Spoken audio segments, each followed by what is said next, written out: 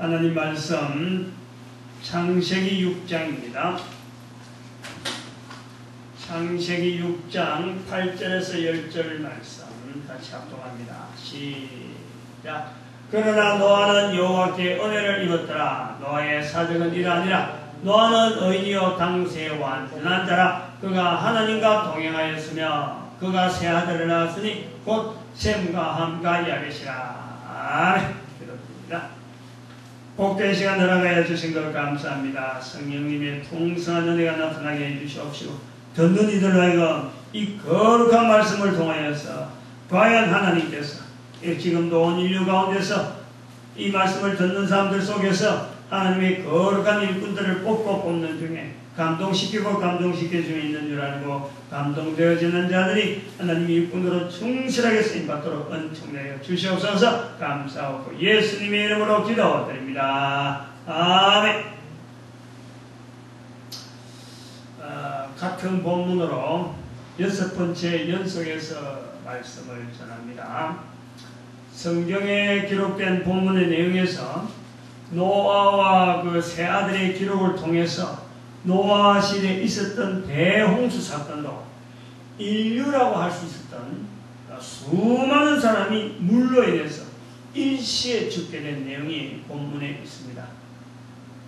그것이 중점이긴 한데 지금 존재하는 사람의 입장에서 볼 때 내가 지금 살아있는 이 말씀을 읽는 사람 입장에 볼 때는 나보다 먼저 살았던 사람이 전쟁에서 죽었던 병으로 죽었던 한꺼번에 죽었던 재수명으로 한 사람 3살 죽고 해서 어떤 사람 100년 살았던 1000년 살았던 이렇든 저렇든 앞에 살았던 사람이 그 내용이 어떻다 하는 것보다도 어떻게 살았다 하는 실제로는 내가 살아있기 때문에 그런 소식을 듣는다라는 것이 우리가 보여야 되는 포인트예요.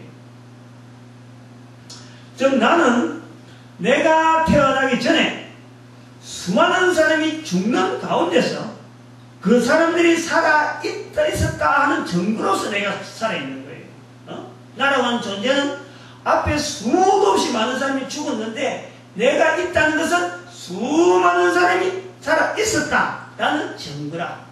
그 사람들이 있든 없든 그와 관계없이 나는 증거로서 있다 이거예요. 수많은 사람들이 살고 있었음을 나의 존재, 나의 삶이 증거자료로서 그들의 존재를 증거하고 있는 겁니다. 같은 본문 창세기 6장 8절에서 10절 사이에 있는 이 연속되어지는 이 정속되어지는 이 말씀에서 중요한 키가 바로 그 흐름이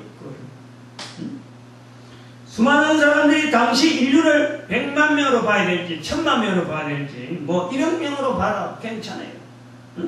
그건 중요한 게 아니라 살아남은 사람이 8명 있었는데 그 8명의 후손이 바로 내가 되어진다는 거예요. 그러므로 생존 혹은 존재되어 있는 내 입장에서 노아의 시대 속으로 나를 끌어당기 보면은 내가 들어가 본다면은 비록 사람의 모양이 다르고 살아가는 방법이 다르고 여러 가지 환경이 다른다 하더라도 노아의 방주 속에 내가 있는 거예요. 지금. 내가 지금 그렇게 돼요. 환경이라면. 또 다른 편을 보면 노아를 있게 하고 노아의 8 식구가 있어진다는 그 자체는 다른 말로 하면 방주 밖에 있는 수많은 사람이 있었으므로 저들이 있는 거예요. 저들은 밖에서 방주 밖에서 죽어가지만 저들은 살아있는 8명으로서 방주 안에 있는 거란 말이죠. 그래서 홍수로 빠져 익사하는 그 사람들은 또 내하고 연결해보면 내가 존재하기 위해서 이 땅에 존재했던 수많은 사람들의 모습에서 우리는 같은 것으로 볼 수 있다는 거예요. 나는 존재했고 내 앞에 죽었던 수많은 사람들이 나는 방주 안에 있고 지금 홍수로 인해서 방주 밖에서 죽어가는 사람들 그 속에서 우리가 죽었던 사람들 그 속에서 우리가 과거에 나를 존재했던 수많은 사람들 보는 거예요. 그러면 또 다른 표현을 하면은 나도 언젠가는 이 땅에서 죽고 내 주변의 사람들도 다 죽게 되면서 나의 후손으로 태어나는 또 수많은 자손들이 이 노아의 홍수 사건으로 들어가 보면은 그들이 바로 방주 안에 있고 나는 방주 밖에 있는 거예요. 응? 방주 밖에 있고. 난 지금 방주 밖에서 물에 빠져 죽어가는 지금 현재 입장에 있고 내 후손들은 지금 방주 안에 있는 이 죽음이라고 하는 이 자체에 대한 연결되는 고리가 홍수 사건과 오늘 우리와 연결되어지는 똑같은 내용으로 볼 수 있다라는 거예요. 이런 현상이 가능한 곳이 성경의 노아 홍수 사건이므로 주제로서의 키워드를 죽음이라 이래 정했습니다. 저 죽음이라는 단어, 죽음, 이거는 분명히 부정적인 요소입니다. 우리 인류사에서는 부정적인 요소입니다. 왜냐하면 모든 인간은 삶을 지향하고 발전적인 걸 지향하고 죽지 않으려고 하는 보다 생명이 더 연장되어질 수 있는 그런 환경적으로 계속 지향해서 나아가는 그런 것이 바로 우리 일반적인 그래서 긍정적인 자세로 인식이 되어진다는 거예요. 그러면 삶의 반대 방향이 되어지는 듯한 이 죽음에 대한 표현은 이 말을 잘 안 하려고 하죠. 말을 안 하려고 하죠. 죽음은 되도록 그는 입을 다물어버리고 우리가 열심히 살자, 100년 살자, 200년 살자 미래를 향해 지향해서 말을 하는데 그 끝에 있는 죽음은 말을 안 한단 말이죠. 우리가 이래 잘 살다가도 보면 어차피 죽는 거다 이런 말 안 하고 그저 막연하게 미래를 향해서 잘 살자, 잘해보자, 앞으로 우리에게 좋은 일이 있을 것이다 라는 것으로 이야기하지 죽음은 잘 이야기를 안 한다. 이 죽음의 부정적인 요소로 인해서 말을 잘 안 하는 거예요. 그래서 어쩌면 이제 이런 경향 때문에 더욱더 본문에서 죽음이라는 키워드를 통해서 연속해 가는 그런 어떤 의도, 어떤 인도라고 볼 수 있는 거죠. 죽음은 분명히 삶을 지향하는 인류 혹은 식물과 동물에게 부정적인 방향의 단어임에는 분명한데, 그건 분명한 것 같은데, 죽음이 과연 삶의 반대 방향이냐? 이렇게 물어보면, 이게 또 대답이 아주 여러 갈래로 나오죠. 응? 우리의 삶의 방향이 죽음을 뒤로 두고 죽음을 점점 멀리하는 방향 자체가 그런 거냐? 죽음과 삶은 분명히 반대 개념은 반대 개념인데 우리의 삶의 방향은 그러면은 죽음과 멀어지는 방향으로 가는 거냐? 이래 되면 답이 안 나옵니다. 삶을 사는 과정에서 방향은 죽음으로 가는 방향이기 때문에 우리가 답이 안 나온다는 거예요. 우리 인간이 쓰는 이 반대 개념으로 말하는 언어로 볼 때는 죽음은 반드시 반대입니다. 죽음은 반대, 삶에 대해서 죽음은 반대, 삶, 반대는 죽음, 이렇게 이 반대 언어로 볼 수 있는데 삶과 죽음이 반대가 되는가? 삶 자체와 죽음 자체를 나눠볼 때 이 반대가 되는가? 라고 물어보면요, 이 대답이 여러 갈래는, 즉 삶이라는 삶 자체는 이게 영구적이지 않다. 삶 자체라 하는 그 자체가 가지고 있는 이 속에는 이게 영구성이 없다는 거예요. 이게 한계성이다. 그 한계성을 짓는 것이 바로 죽음이다. 이 우리가 쓰는 단어에 대한 이 쓰는 어감, 이것 때문에 삶이라는 이야기를 많이 하면서 죽음은 반대라 하는 이 개념 때문에 우리가 죽음을 피하지, 실제로는 죽음은요, 내가 지금도 만날 수 있는 나의 환경이고, 나를 통해서 또 내 자손들하고 비교해보면은 자손들은 지금 살아있는 삶의 환경이고 나는 죽어있는 환경이다. 그런 거 우리가 비교가 되는 거란 말이에요. 저는 노아 홍수가 기록되어져 있는 이 본문을 통해서 또 성령께서 인도하시는 어떤 의도에 따라서 의도적으로 이 죽음이라고 가지는 단어가 가지고 있는 이 부정적인 요소를 벗어나려고 해서 자꾸 죽음이라는 말을 자꾸 쓴다. 그러면서 죽음이라는 말을 쓰더라도 긍정적인 경향 속에서 나쁜 데서 자꾸 찾아가는 게 아니고 되도록이면 긍정적인 자리를 두면서 이 죽음이라는 말을 쓰면서 이 좀 듣는다라 이거 죽음이라는 말에 좀 익숙해지고 또 듣는 사람은 본인들도 죽음에 생각하게 만들고 생각하게 만들려고 긍정적으로 표현할 수 있는 그런 시도를 자꾸 요구를 한단 말이죠. 사람이라는 이 존재는 동물과 식물과는 분명히 삶의 그 양상이 다른 그런 형태에 있어요. 형태. 사람은 죽음을 인지하고 살지만 이 동물과 식물은 죽음과 삶을 구분하지 않고 존재한다는 거죠. 이 동물과 식물은 우리는 그걸 구분하고 있는 듯이 보지만은 구분하지 않고 산단 말이에요. 사람은 동물과 식물들의 차이에서 사람이 죽음을 인지하듯이 동물과 식물들도 이런 차이 속에서 마치 사람처럼 죽음을 두려워한다든지 죽음을 부정적으로 인식한다든지 죽음을 피하는 문화를 만들어가고 있는 듯 사람에게 보이지만은 이것은 사람이 보는 착각이지 절대 그런 게 아니라는 거예요. 사람이 죽음을 마르기를 꺼려한다고 동물과 식물들이 죽음을 꺼려하거나 두려워하거나 이것은 하지 않는 거예요. 이렇게 하지 않는 거예요. 이미 이제 그 설명을 드렸는데 본문을 통해서 세 번째 우리가 말씀드릴 때 2012년도 6월 10일 날 그 내용에서 언급을 했습니다. 그 동물과 식물들이 나타내는 죽음에 대한 모습을 여러 구체적으로 또 말씀드렸는데 오늘은 한 번 더 상기시키려 하는 위해서 한 번 더 말씀을 하는 거예요. 우선 식물의 경우에는 존재의 위치가 고정적이에요. 존재하는 식물이라 하는 볼 때 우리 존재 자체는 이 위치 어디 딱 있다 하면 그 식물이 그 자리에 있는 거예요. 식물이 기댕긴다? 그건 식물이 아닌 거지. 식물은 고정적으로 한 곳에 머무는 거예요. 즉 주어진 위치에서 존재를 나타내기 위한 투쟁의 모습. 한 식물이 살아나기 위해서 어떤 자기가 존재되어지는 그 여러 가지 기능들, 모든 능력을 총동원해서 투쟁하는 것은요, 이 땅에서 식물, 동물, 인간을 구분해갖고 식물이 가장 철저하게 100% 존재하기 위해서 사용하는 거예요. 식물은 존재하기 위해서 오직 살아남기 위해서 모든 것을 다 식물은 그걸 한다. 투쟁이라 온 것을 존재되어지는 그 모든 여건을 통해서 존재하기 위해서 다 쓰는 것이 식물이에요. 그래서 사람은요 워낙에 능력이 많기 때문에 우리 사람에게 어마어마한 능력이기 때문에 단순히 우리는 존재하기 위해서 내가 가진 모든 능력을 쓰지 않는 거예요. 응? 쓰지 않는다. 자그마한 거 써도 우리는 지금 살아남고 있는 거야.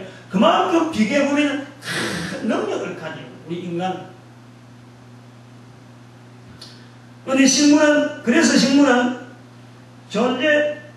존재되어짐의 그 투쟁 속에서 죽음 자체를요, 선택적으로, 적극적으로 나가요. 죽음 자체. 삶의 모든 어떤 형상을, 삶의 모든 형태를 살기 위해서 모든 걸 다 쓰기 때문에 죽음이라고 하는 그 자체를요, 어떻게 보면은 때로는 죽음을 받아들이기도 하고, 때로는 살리고 온갖 힘을 쓴다 이거예요. 그것을 선택적으로, 적극적으로 나아가는 모습에서 우리가 식물에서 볼 수 있는 죽음에 대한 자세다 이렇게 보는 거죠. 지난번에 예를 들었지만 금오산에서 자생적으로 자라는 이 복숭아 나무까지의 예를 들어서 2년 전에 싱싱했던 가지가 이게 방향이 그늘로 향하고 있으니까 그때까지만 해도 이 열매가 있어. 열매가 많았어요.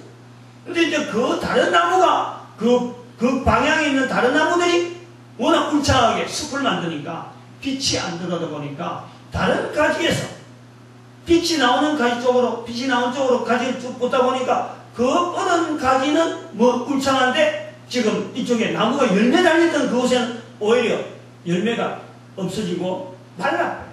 아예 잎도 안 열리는 이 열매 청청한데 다른 데는 잎이 청청한데 그 가지는 몽땅 말라가지고 누워버렸습니다. 그 높은 산에서 사람도 올라가기 힘든데 우리가 쉬는 장소니까 늘 보고 그 복숭아 떨어진 걸 보면서 올해는 왜 안 떨어지나 하고 쳐다보니까 그런 것이 보이더라고요.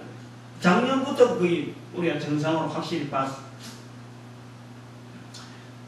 햇볕이 드는 쪽까지는 청청하게 나오고 뻗어나오고 햇빛이 안 드는 쪽은 식물 자체가 그것을 막아버려요. 즉 식물의 기능에서 존재하기 위한 선택으로 자신의 힘찬 가지를 죽게 함으로 더 생산적인 가지가 융숭하게 하는 이 죽음과의 삶의 이 관계에서 철저하게 죽음 쪽을 택하는, 가지 하나는 죽음을 택하고 살아있는 삶은 이쪽 가지는 융숭하게 만드는 이것 자체를 자기들이 자율적으로 지금 조정하면서 가더라. 또 금오산에서 보는 이 아름들이 큰 나무들이 토반문 되지 않음에도 불구하고 거의 자연적으로 도태가 되어가지고 썩어지는 거예요. 썩어서 떨어지는데, 그것을 보면은 자기들이 서 있는 땅의 여건에 따라서 더 이상 버틸 만한 양분의 공급이 되어지지 않는 환경이 될 때는 나무의 나이의 수령에 관계없더라고. 나무의 수령이 얼마다 요거는 뭐 평균적으로 있을지는 모르지만은요, 그거는 결국에는 그 나무가 살아있는 동안에 주어지는 환경, 여건, 그 양분을 빨아당기고 존재할 수 있는 여러 가지 환경이 되어지면은 나무는 아마 거의 수령을 종잡을 수 없을 내용이 아닌가 할 정도로 번창하고, 근데 번창하다가도 이게 그것이 충족 안 되면 결국에는 그 나무 자체가 죽음을 택하는 거예요. 죽음 쪽으로 죽음을 받아들인다. 양분이 안 되면 스스로 나뭇가지를 마르게 하고, 결국은 수분 빨아당기는 것을 중지한다는 거예요. 중지.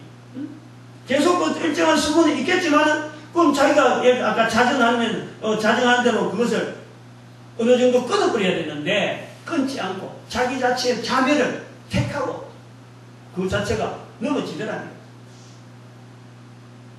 그래서 스스럼 없이 도태되는 모습으로 죽음을 적극적으로 받아들이는 모습을 보았습니다. 실제로 눈에서 보고 금오산에 매주 올라가면서 뭐 자주 그것만 쳐다본 건 아닌데 하나하나 변화를 보면서 우리가 그런 것을 연결해 보았다. 식물의 이런 모습은 비단 숲속의 고목이 아니더라도 볼 수 있는데, 큰 나무 밑에 그 나무에 떨어진 그 씨앗들이 작은 모습일 때는 서로 옹기종기가 어느 정도 막 자라다가 어느 정도 성장되면은 빛의 공급이 차단된다든지, 그래서 성장될 만큼 더 이상 안 된다 싶으면요, 식물은 그대로 소멸돼요. 그대로 식물 자라기를 주저하고 죽더라는 거예요. 식물의 이런 모습에서 죽음을 선택적으로 또한 적극적으로 받아들인다 하는 것을 우리가 설명합니다. 동물의 경우를 보면은 동물의 죽음에 대한 자세는 수동적이면서도 적극적이다, 그렇게 볼 수 있어요. 자신이 또한 죽음을 향해서 선택하지는 않습니다. 선택하는 건 아니에요. 생존을 전제로 하되 죽음 자체를 단순한 삶의 형태로 받아들이는 것은 있다. 그 두 가지로 볼 수 있어요. 식물하고 비슷하면서 이 차이가 있는 거예요. 동물들이 죽음을 받아들이는 두 가지 모습 중에서 하나를 보면은, 자신을 죽음의 자리에 넣음으로써 그 개체의 번식을 도모할 때에 죽음이라는 것은 하나의 과정으로서의 삶의 과정이 되어지는 거예요. 예를 들면은 우리가 바다가 삶의 터전인 그 연어, 마지막 생을 할 때는 반드시 바다라고 하는 짠물에 있지 않고 민물되는 싱싱한 물에 가서 거기서 알을 낳는 거예요. 알을 낳고는 죽습니다. 알을 낳고. 문어 같은 경우만 봐도 인터넷, 텔레비전에서 보지만 문어가 새끼를 품고 있을 때는 입도 안 먹고 아무것도 먹지 않고 있다가 그 새끼가 다 자라면은 결국은 그 어미의 몸은 죽는 거예요. 곤충의 경우를 보면 곤충인 성충이 알을 품고 있으면서 죽어야 그 성충 자체를 먹고 그 새끼들이 그 속에서 자라나는 거예요. 그 몸에 있던 알들이 모충을 먹이려 해서 부화가 되고 다시 성충이 되는 곤충. 이런 경우에 삶과 죽음의 그 구분은요, 사실은 우리가 애매한 거예요. 모호한 거예요. 죽음에 대하여 삶의 적극적인 활용의 모습이라고 보는 거죠.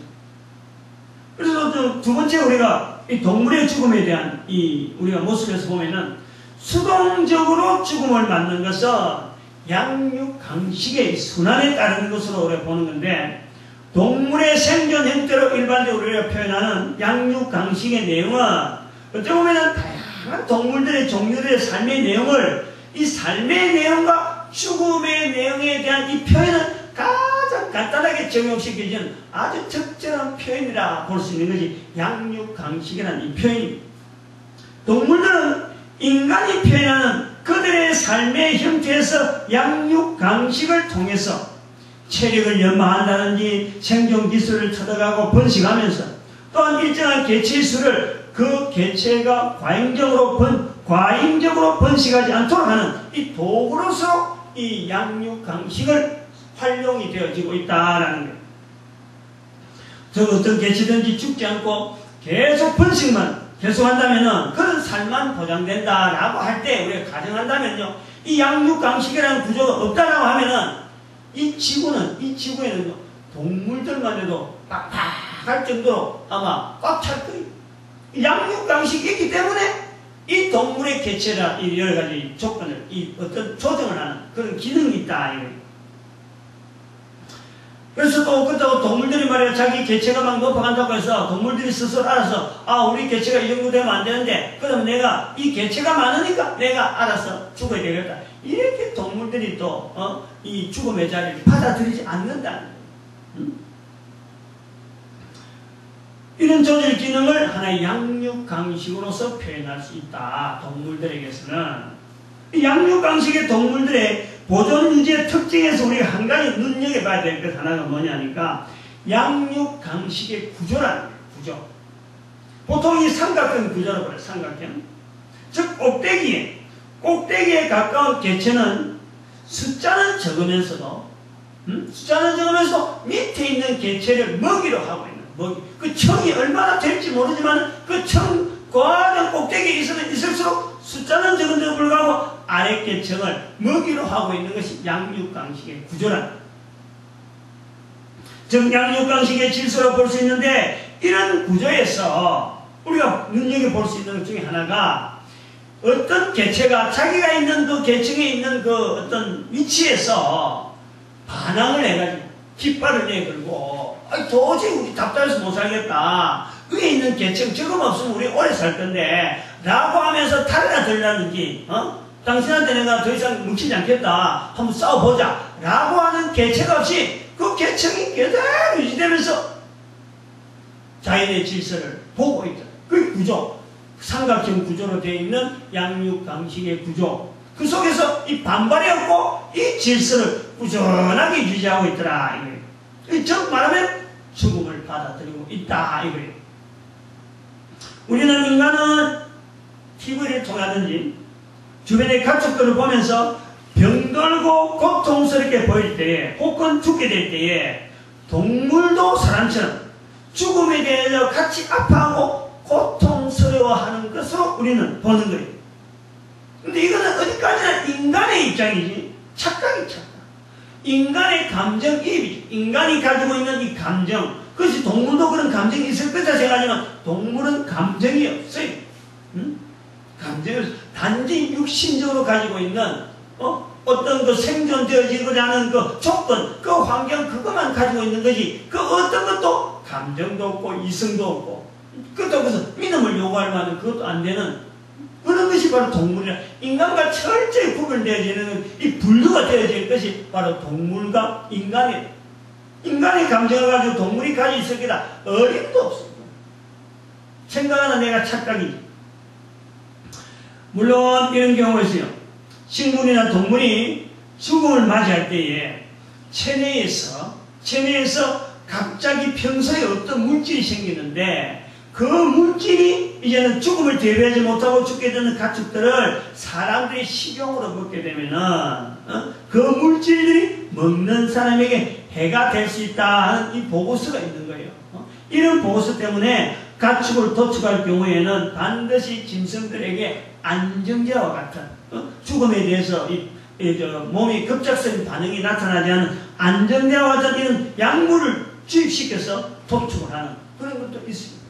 근데 그것이 있다고 해서 인간이 느끼는 죽음에 대한 감정과 같다고는 결코 말할 수 없는 거예요. 그것은 동물이 가지고 있는 어떤 스트레스, 식물이 가지고 있는 어떤 스트레스,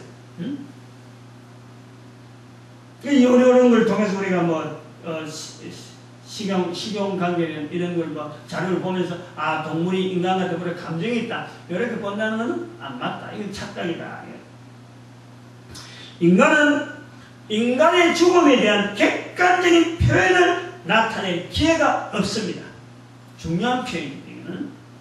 즉 죽음은 반드시 자신의 일이 죽음으로 닥치겠지만은 이것에 대한 자신의 감정을 준비할 만한 어떤 환경이 없는 거예요. 인간에게는 그게 없단 말이에요.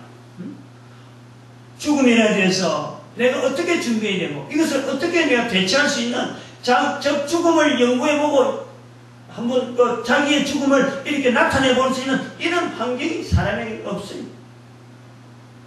그래서 식물이나 동물을 통해서 자신이 가지는 죽음에 대한 감정이나 나타낼 표현을 시도해본다라고 볼 수 있는 거예요.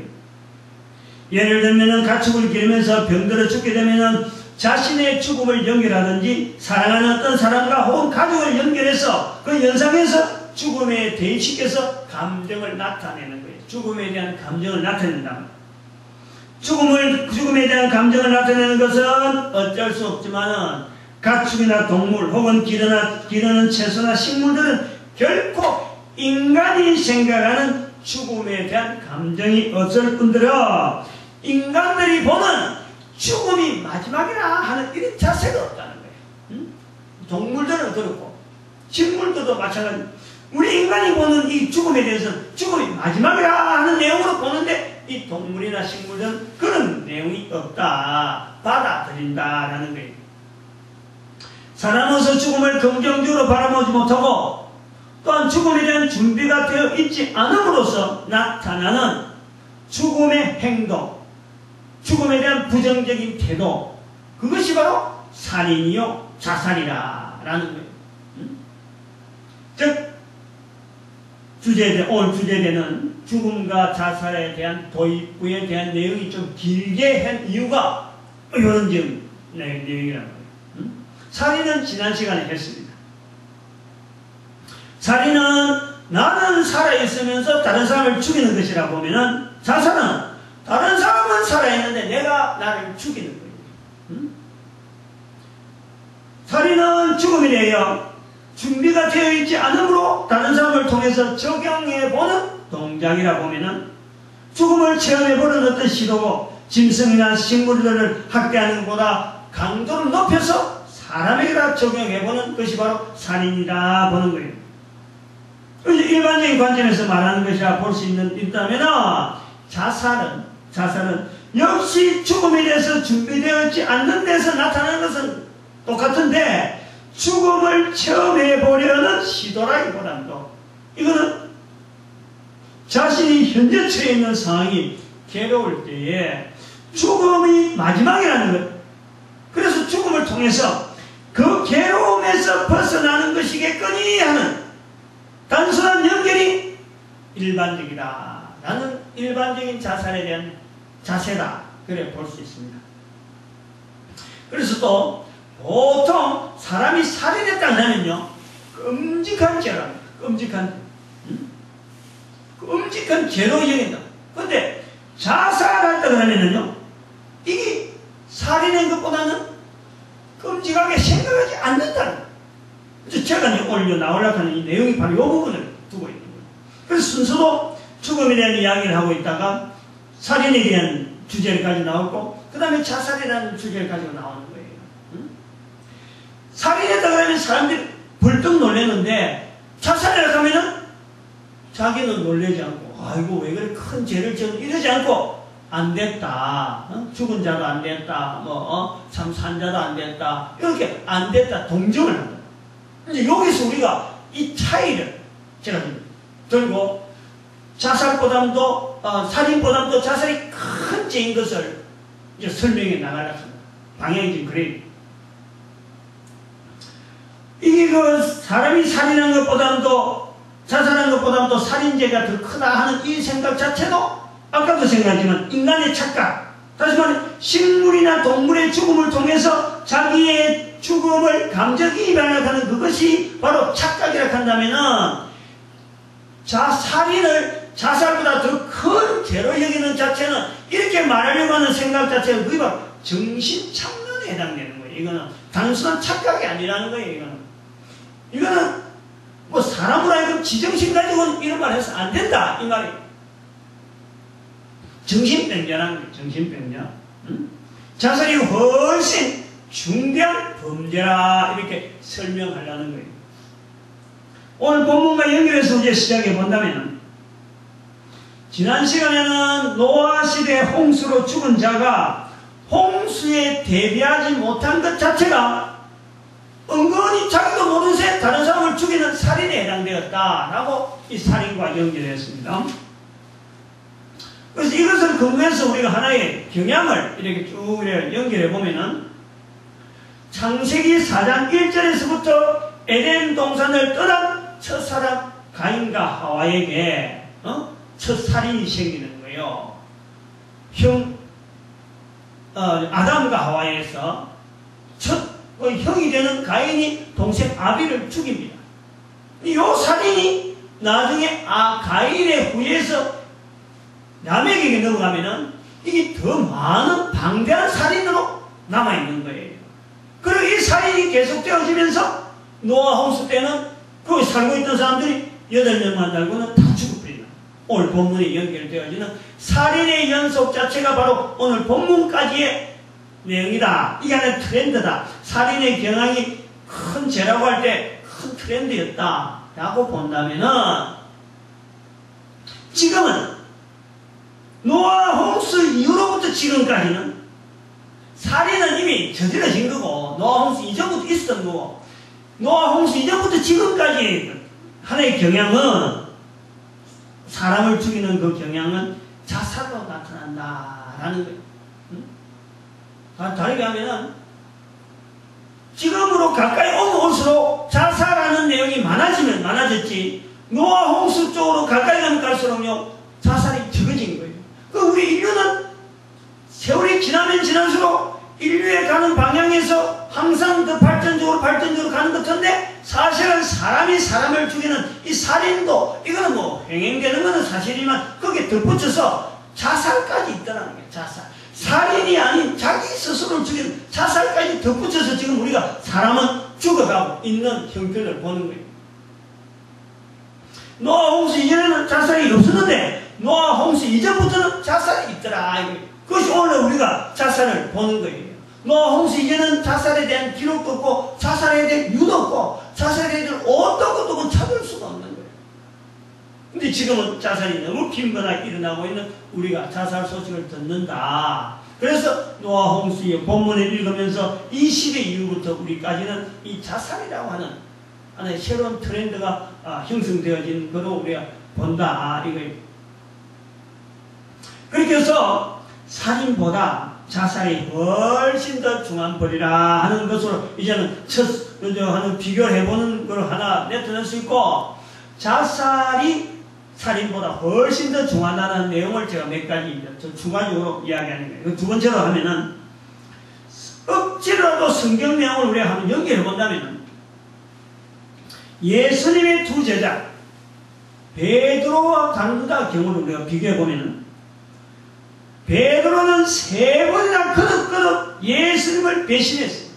한 번 배신만 해도 끔찍한데, 그 자리에서 연속해서 2번 해도 막 겁이 나서, 아이고 내가 내 입에서 이런 말이 나오지 않아야 되는데, 이 자리에 그 자리에 붙어 있으면서 3번이나 확실하고 도장을 빵 찍는 거예요. 2번 다시 말을 못할 정도.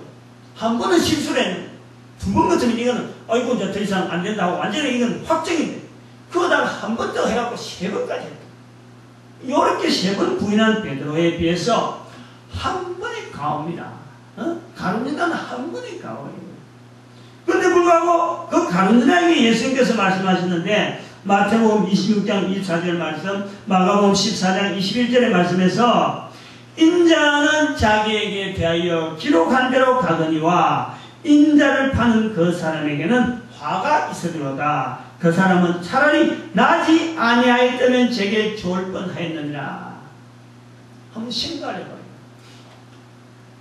하나님께서 인간을 만드셨는데 한 사람 한 사람을 우리가 이 땅에 분명한 사명을 또 우리 땅에 보내셨는데 그 만드신 창조주 하나님께서 예수님께서 표현하기를 나지 아니하였더라면 좋을 뻔했다 하는 이런 소리를 들을 사람이 이 땅에 누가 있겠어요? 어디에 예수님께서 그 이야기를 할 수 있겠어요? 배반했다 배반했다 팔았다 안 팔았다 욕 가지고 채찍질했다 안 때렸다 욕했다 안 했다 내한테 창자국 찔렀다 안 찔렀다 이런 내용의 비교가 아니라 이건 어마어마한 중대한 표현. 거기서 우리가 볼 때 가룟 유다가 이 소리를 들을 수 있다는 것은 들어야 될 수밖에 없던 사람은 가룟 유다의 결과를 볼 때 가룟 유다는 자살한 사람이다. 자살한. 그거밖에는 볼 수 없습니다. 자기 스스로 자기 목숨을 끊는 것에서 차라리 나지 아니하였더라면 좋을 뻔하였느니라 예수님께서 말씀하시는 거예요. 더 이상 예수님의 구원의 선미가 적용이 안 되는 거예요. 베드로는 회개의 기회가 있었는데 가룟 유다에게는 회개의 기회 자체를 자기 스스로가 없애버려요. 이게 바로 자살이 살인보다 중하다 하는 그 내용을 말씀하는 두 번째 내용이다. 이 본문을 아까 마태복음 26장 24절에 이 사람이 나지 않았다면 좋을 뻔해도 이 본문을 우리가 잘 사용을 안 해서 그렇지요. 이걸 바로 우리 모든 자살자에게 전부 다 적용을 시킵니다. 아주 중요한 표현이에요. 이 말씀 앞에서 우리가 자살에 대해서요 부들부들 떨게 만들어야 된다는 거예요. 그런데 우리는 단지 교회 안에서 하는 소리로서 가룟 유다에 대해서 배반했다 이거하고 나지 않았다고 해도 이거는 너무너무 약한 거지. 너무 잘못 적용하는 성경 말씀의 한 예를 저는 지적하면서 이렇게 설명합니다.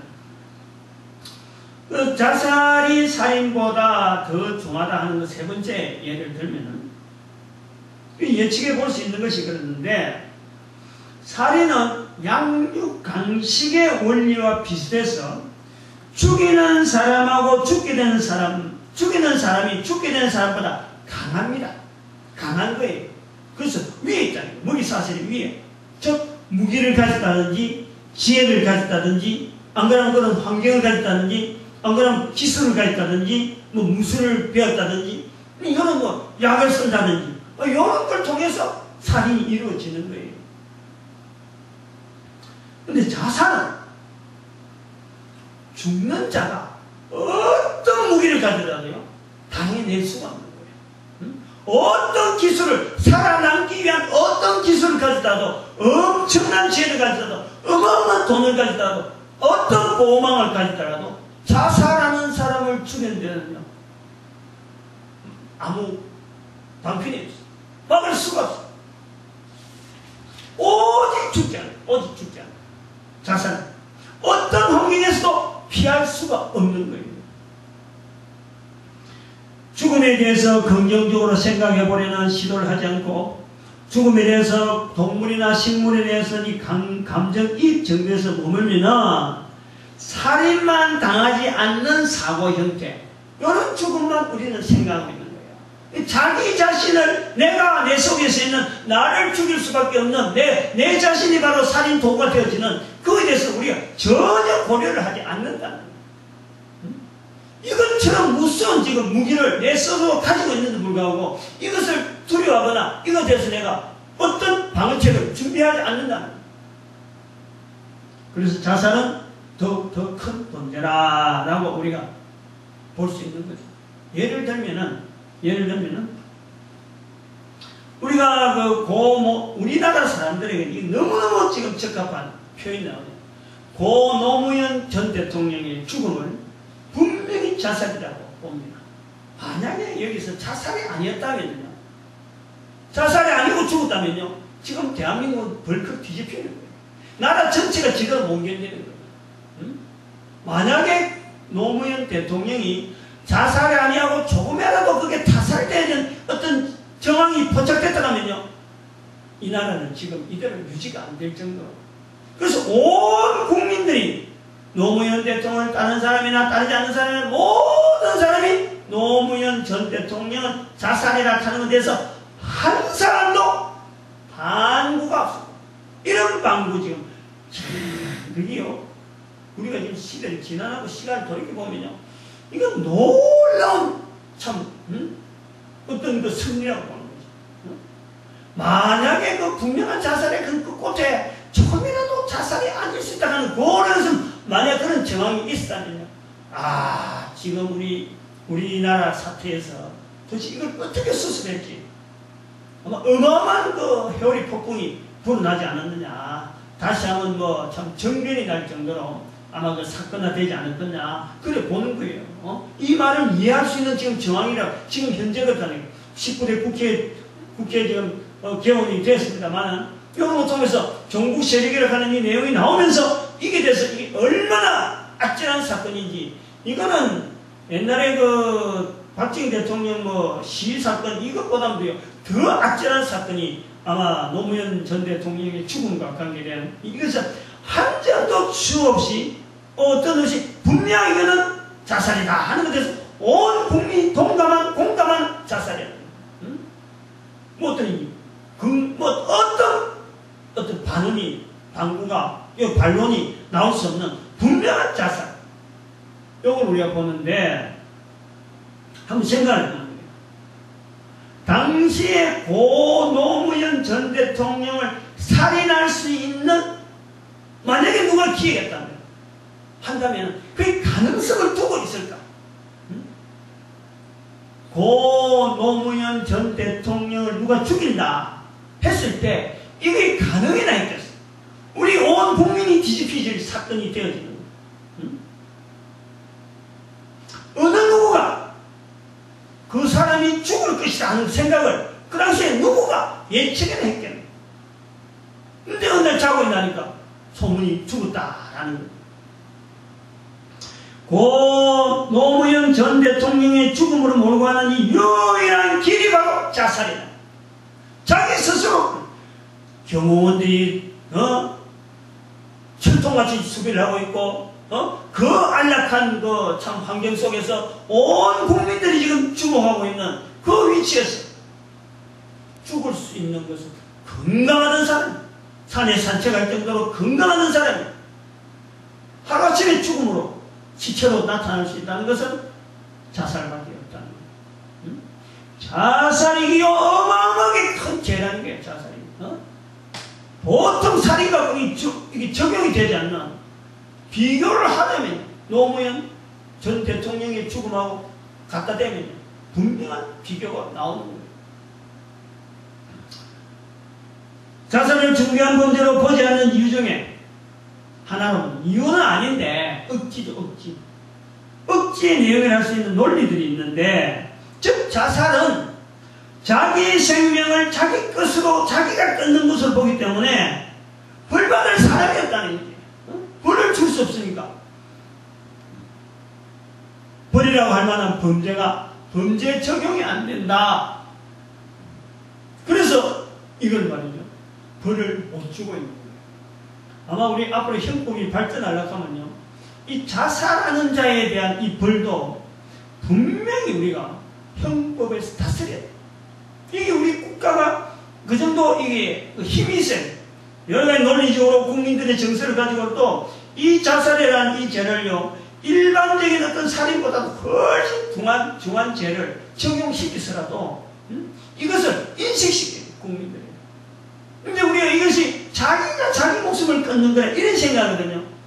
이게 아까도 말씀했지만 죽음을 바라본 자세라든지 이 식물과 동물의 감정을 통해서 죽음에 대한 것을 내가 받아들인 착각이나, 안 그러면 또 살인이 자살보다 더 큰 범죄라 하는 이런 정신병체 같은 이런 걸 이야기하는 것 중에 하나 바로 이 부분을 이야기합니다. 이거는 바로 우리 인간이 가지는 죄라고 하는 이 부분을요 바로 드러내는 거예요. 인간의 원죄를 드러내는 자체가, 내 목숨을, 이 자체가 내가 살아있는 이거 자체가 내 끼다 하는 거, 내 거다. 내 목숨 가지도 내가 죽을 수 있다 하는 이 자체가요, 인간이 가지고 있는 죄의 모습이에요. 죄의 모습. 죄를 어떻게 알 수 있느냐? 그 죄의 근본적인 자세가 뭐냐? 자기 거라는 거예요. 자기. 내가 누리고 있는 모든 건 자기 거. 자기 생명도 자기 거라는 거예요. 이런 것이 바로 인간의 모습, 이거는 정신착란도 넣어버리고 착각도 넣어버리고, 이는 바로 죄의 모습을 드러내는 그 모습이 바로 자기 목숨이니까 자기가 끊어도 된다, 이렇게 말하는 그 자체가, 그게 바로 인간의 죄성이라는, 인간의 죄성. 모든 동식물은 삶지향적인, 존재지향적인 겁니다. 모든 동식물은 또 광물들까지 포함해서 인간 존재를 유지하기 위해서 준비된 환경이라는, 모든 동식물과 광물들은 인간을 존재케 하신 하나님께서 만들어 놓아 주신 겁니다. 이 동식물이 스스로 자신의 존재의 삶을 자신이라고, 자신의 것이라고 할 수 없는 것을 우리는 동식물을 통해서 분명히 보는데, 우리 사람이 잡아먹어버리잖아요. 우리가 정복해버리잖아요. 동식물은 그렇게 하면서 인간만이 내 거라고 하는 것이 바로 인간의 죄라는 거예요. 인간의 죄. 인간은 동식물을 먹이사슬이 가장 높은 곳에서 지배하고 다 정복하고 있는 것이 바로 인간입니다. 이렇게 인간을 존재케 하신, 만드신 하나님께서는 인간을 왜 살게 하느냐, 왜 삶이라는 환경이냐, 그게 내 끼라 하니까 이게 안 보여서 그렇지, 이것이 내 것이 아니고 이거 내 만드신 하나님께서 나가 이건 살게 했다라고 볼 때 우리가 볼 수 있는 시각이 뭐냐면, 이렇게 인간을 존재케 하시는 만드신 하나님께서는 죽음이 있는 인간의 삶의 끝까지 해서 반드시 죽음이 있는데, 이 죽음이 있는 인간의 삶, 정령 죽을 수밖에 없는 이 인간 세상이지만은 죽음의 과정을 지나서라도 삶이 영원히 계속되어질 수 있는, 죽음이라는 하나의 단순한 과정으로서 살아있는 동안에 삶을 향해서 추구하던 그 삶이 죽음이라는 과정을 딱 지나고 나면은 영원한 삶이 주어지는 그 과정에서 죽음이 있는 것인데, 제한된 삶이 아니고 영원한 삶을 향해 나가는 것이 바로 죽음이라는 과정인데, 그것을 누려라고 우리 인간에게 이 땅에서 살 수 있도록 생명을 주시고 존재케 하셨다라는 거예요. 그렇게 하는 방편이 아주 어려운 거는 못하다 가지. 근데 너무너무 쉽고 어느 인간이든지 다 가능해질 수 있는 방편인데, 그것이 바로 인간이라면 먹고 살기 위해서 주어진 입. 그리고 살아갈 수 있는 방편에서 항상 보이지 않고 일하고 오랫동안 가장 처음부터 가장 늦게까지 인간 존재의 처음과 마지막에 그 긴 시간에 같이 하고 있는 이 귀. 입에서 나오는 말, 듣는 귀를 통해서 바로 예수 그리스도가, 예수님이 바로 나의 주인이다, 내 목숨의 주인이다, 나의 주인이다 라고 하는 그 방편 하나를 가지고 바로 죽음이라는 과정을 통해서 영원한 삶이 보장되어질 수 있도록 하나님께서 그것 누리라고 우리에게 죽음이 있음에도 불구하고 이 땅에 살게 했다. 그러면 창조주 하나님이 우리를 만드셨다 하는 우리의 고백이 바로 그런 내용을 두고 있다. 두 문장도 아니고 한 문장이에요. 어려운 것도 아니에요. 입에 있으면 다 말할 수 있고 귀가 있으면 다 들을 수 있는, 자기 입에서 나오는 말을 자기 귀로 들어도 돼요. 자기 귀로 들어도 돼요. 자기 입에서 나오는 말을 다른 사람 귀에 얘기하든지 자기 귀로 듣든지 어쨌든 간에 입에서 나오는 말을 귀에 듣도록 하는 이 내용을 가지고 바로 죽음이라는 과정을 통해서 영원한 삶이 주어지는 이 방편, 이게 바로 우리 인간이 살아가는 이 환경이라는, 전체 환경에 탁 간철이 나면 이렇다. 자기 혼자서 들리는 말을 해도 돼요. 어느 기회나 누구 기회나 되고 이야기하면 되는 거예요. 이 단순한 말을 훈련해라. 당장 안 되면은 애들한테 엄마 말하는 식으로 100번, 500번 하든지 뭐 1000번 하든지 자꾸 들리라고 말하는 사람이 있어야 되고, 그걸 말을 하게 하고 듣게 되는 거예요. 듣게 되고 말하게 된다. 안 들었어요. 안 들었어. 들으면 할 수 있는 거죠. 1차적으로 말하는 사람이 없으면 그렇고, 말을 해도 불구하고 아까처럼 중요한 것은 자살해 버리면 안 됩니다. 자살해. 여기서 자살이 중요한 거예요. 바로 이 자살이 중한 죄라는 것은 요 말할 수 있는 기회를 끊어버린다는 거예요. 이 기회를. 자살이 살인이라는 것은 그 환경이 어떤 환경인지는 알 수가 없습니다. 자기는 모르니까. 근데 자살은 자기가 알고 있는 누리는 환경 속에서 자기에게 생명을 없애는 그 일을 하기 때문에 자기에게 놓여있는 수많은 가능성에 대한 것을 다 덮어버립니다. 모든 조건을 다 덮어버리고 오로지 죽음 하나만 택한다는 거예요. 이게 얼마나 지독한 범죄 중에 범죄인지. 사람이 자살하게 되면요, 도우는 존재가 있어요. 사람의 자살을 돕는 존재가 있다니까 이걸 알아야 돼요. 기가 막힌 거예요. 이걸 알아내요. 살인도 물론 돕는 존재가 있지만 살인은 100% 볼 수 없습니다. 전쟁에서도 이 사람을 죽이기 때문에 그것도 살인이지만 그걸 돕는 존재라 보면 안 돼요. 이거는 어쩔 수 없이 국가 간에 불가분하게 전쟁이 날 수도 있고 또 테러라든지 사고를 당한다든지 이런 어떤 살인의 과정은 여러 가지 있기 때문에 이것 자체에 대해서 다 어떤 돕는 존재라 있다 볼 수 없어요. 그러나 살인은 철저하게 자살은 철저하게 돕는 존재에 의해서 이게 자살이 시행되어지는 거예요. 절대 인간 혼자서는요 되어지지 않는 거예요. 그래서 자살이 아까 설명은 이 부분은 빠졌지만은 이 부분에 조금 추가하면 그런 까지 뭐 다 이거는 일반적이지 않기 때문에 요 잠깐 부과하는 거예요. 사람이 자살하는데 돕는 존재, 기가 막히게 숨겨진 존재. 사람이 자살하면은 가장 좋아하는 존재. 사람이 살아있는 동안 어떠하든지 빨리 죽도록 바라는 존재. 스스로 하나님이라 속이면서 사람들의 생각 말하는 내용을 통해서 사람에게 생명을 주시며 영생을 주시려고 하는 그 하나님에게서 멀어지게 만드는, 우리 인간이 근본적으로 바라는 그 주인에게서 멀어지게 만드는 그 존재, 그것이 바로 사탄이요, 악마라는 거예요. 사탄. 귀신들의 무리라는 거예요. 사탄의 쫄개가 귀신이라고 한다면, 악마의 쫄개가 귀신이라고 한다면 바로 귀신, 악마, 사탄, 이런 것들이 다 사람을 죽게 하는데 자살하는 데 돕는, 자살하는 걸 너무너무 좋아하는 그 존재라는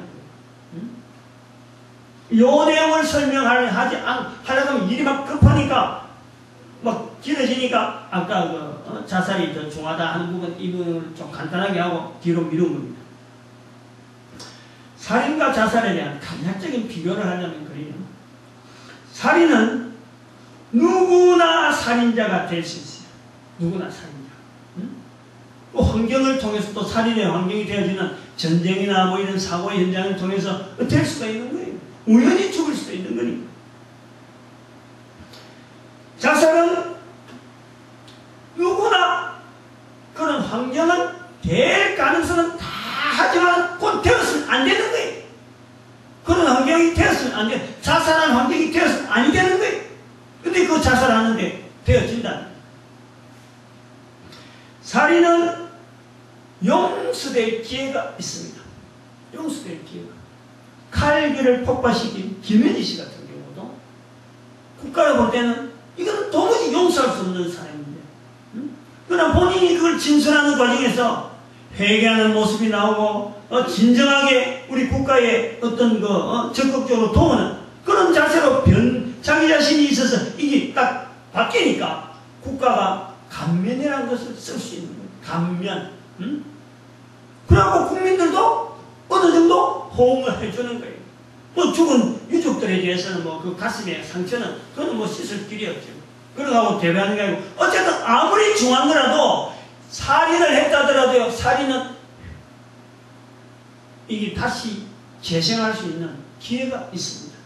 사형운동을 했다 하더라도 그 사형운동가 또 바뀔 수가 있는 거예요. 이게 바로 살인이야. 자살은 그런 기회가 있을까 없을까? 어림없어. 그런 소리를 듣는 것을 기쁨으로 받아들일 내용이 하나도 없어. 그러니까 얼마나 이 자살이 중요한 거냐. 세 번째, 살인과 자살의 차이는 살인하는 사람은 어떤 사람에게도 살인은요 예수 그리스도에 대한 주라고 부를 수 있는 이 기회가 살인자에게 누구에게든지 다 적용할 수 있는 거예요. 응? 그도 분명히 구원받을 수 있는 한 사람이 한 사람.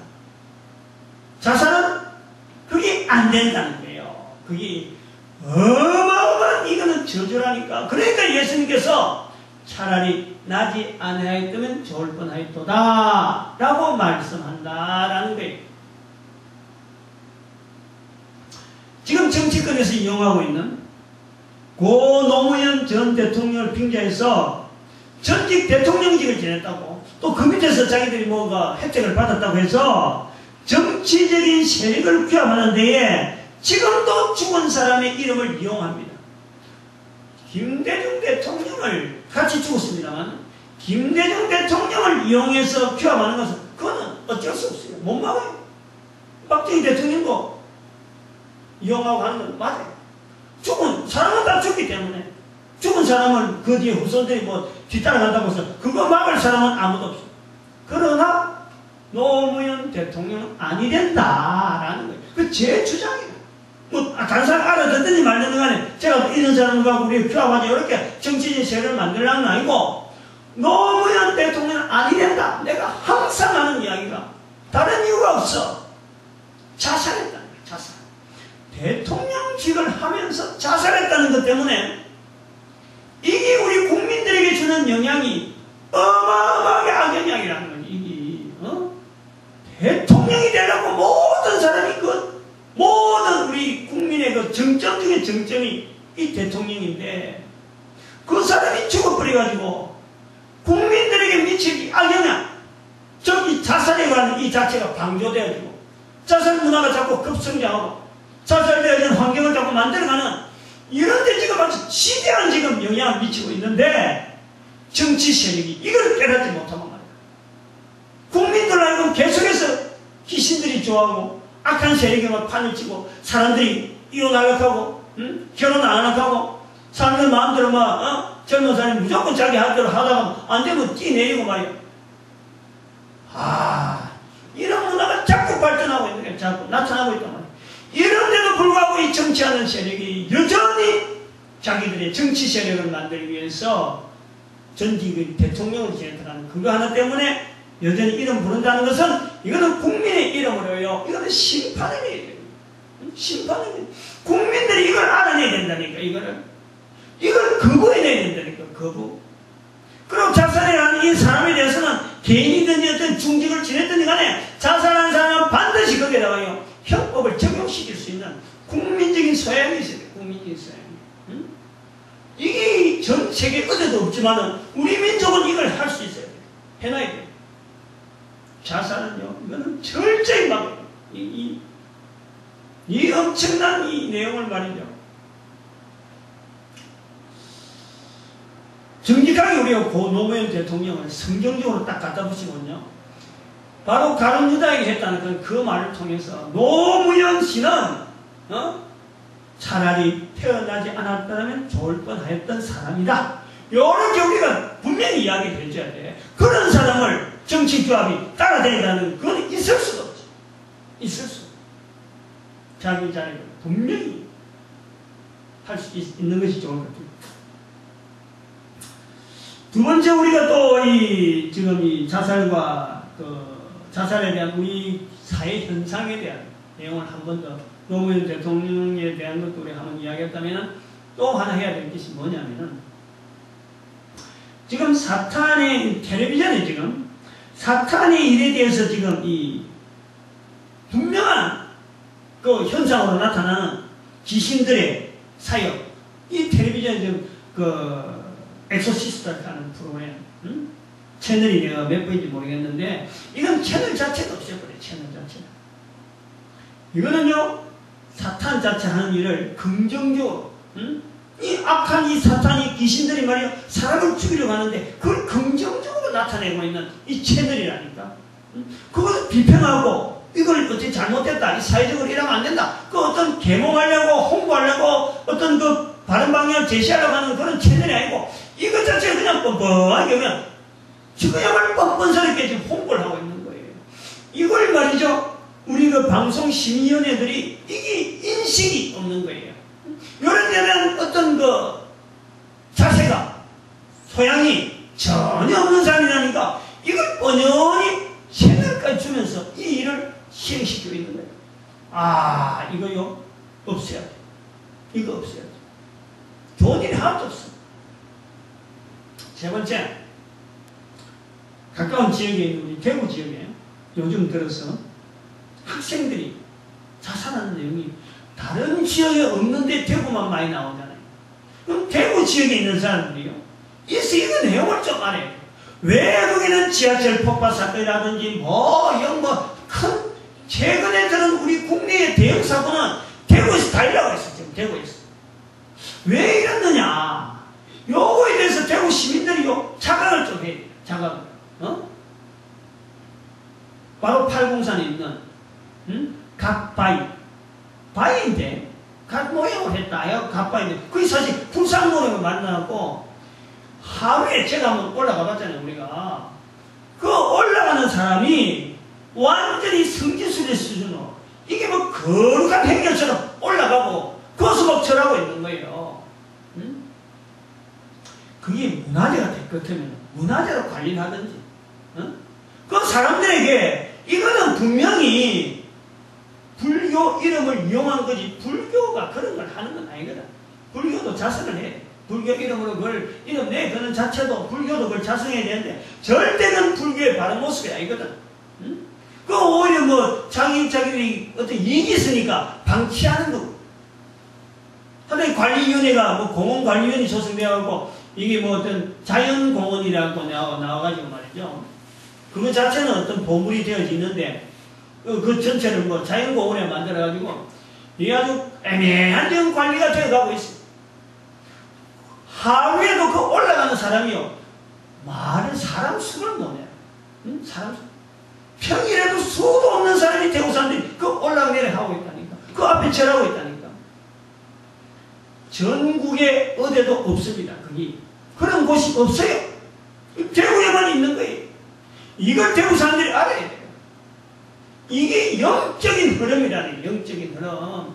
귀신들이 좋아한다니까. 귀신들이 사람을 통해서 귀신의 참으로 신이라는 이름을 가지고 사람들이 가지고 있는 심성, 죽음에 대한 거부를 하고 있는 사람들이 결국에는 죽음으로 몰아있는, 참 우리에게 생명 주시는 진정한 이 죽음의 과정이 진정한 우리에게 주어지는 영원한 생명가 되어지는 이 과정인 것을 우리가 듣지 못하게 하고 바르게 알게 하지 못하는 이 귀신들이 그 앞에서 절하게 만드는 거예요. 절하게 만든 소문을 퍼뜨리고 조직을 만들고 지금 분위기를 만들고 있다는 거예요. 대구에 있는 사람들은 대구의 시민의 이름으로 그걸요, 어쨌든 간에 문화재를 가면 문화재답게 관리를 하고 사람들에게 그 일을 하지 않게 함으로 어떻게든 뭐 좀 어떤 그 자연적인 인간의 어떤 이런 자연을 관광한다 하는 이런 측면에 하려고 하는 거야. 그건 어쩌겠어? 가능해. 근데 그것을 절하지 않죠.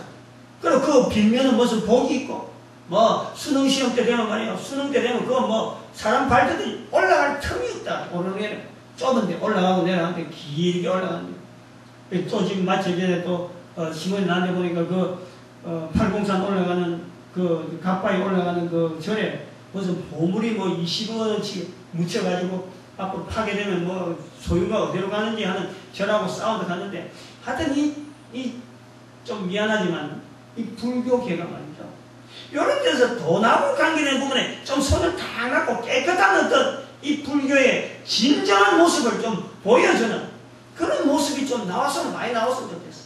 지금 앞으로 어떻게 될지 모르겠어. 그 지역이 뭐 그걸 기해서 뭐 참 팔공산 저 자체가 막 큰 변화가 있는지 모르지만 하나님의 승리가 있을지 모르지만 공교롭게도 그 사건이 또 하고 연결되어 있는 거예요. 이거요, 우리가요 자살이라고 하는 이 문화 속에서 나타나는 악한 사탄의 사역에 대한 분명한 흔적, 우리 인간이 분명히 지음받은 인간인데도 불구하고 이 지으신 하나님에 대한 인정을 하지 않는 이 분명한 우리 인간의 죄의 모습이 바로 이 자살이라 하는. 그래서 이런 말 말이기 때문에 죽음이란 말을요 쉽게 하지는 못하고 있는 거예요. 우리가 어차피 가는 것이 맞닥뜨리는 것이 죽음인데 죽음에 대해서 이 긍정적으로 가면서 죽음은 하나의 관문이라 관문. 영원한 삶을 향하는 지금 내 삶의 자체에서 풍성하게 삶을 누리면서 영원한 삶을 만날 수밖에 없는 지금은 어차피 제한적이에요.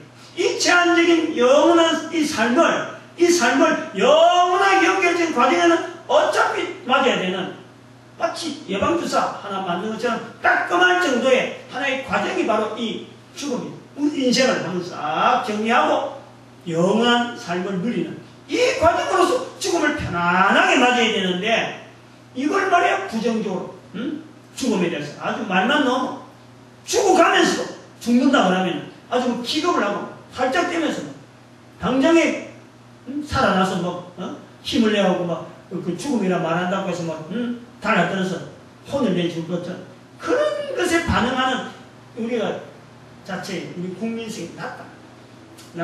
이 국민성 높이고 자살하는 이 자에 대해서 형법을 통해서요 이거는 분명히 부과해요. 딱 죽은 사람을 저격이나 씹는 그 죽은 사람에 대한 모든 재산권이나 모든 부분에 대해서 분명하게 이게 형법을 통해서요 어떻게 압류를 하든지 어떤 간에 여러 가지 제재를 통하든지 하여튼 그 법한 사람이 연구를 많이 해갖고 전 세계 유일하게 자살자에 대한 법이 나오는 그런 국가가 되는 것이요. 이게 사실은 대단하게 발전된 그런 국민의 모습을 우리가 보는 것입니다. 자살에 대한 내용. 그래서 참 하나님께서 이 조그마한 구미에서 조그마한 도시에서 시작되어지는 이런 표현들이 전 세계에 영향을 줄 수 있는 자살 문화를 없앨 수 있는 그래서 지금부터는 우리가 이제 홍수 시대로 갈 때 차츰차츰 자살이 적어지는 시대로 갈 수 있는 그런 문화를 만들어가는 적은 걸음이 시작되는 그런 참 구미가 되어진다고 소문나게 간절히 바라고 이 일에 또 수용될 수 있고 또 종사하는 많은 자들이 이 말씀을 듣는 사람들 중에 나타나길 바랍니다. 기도드립니다.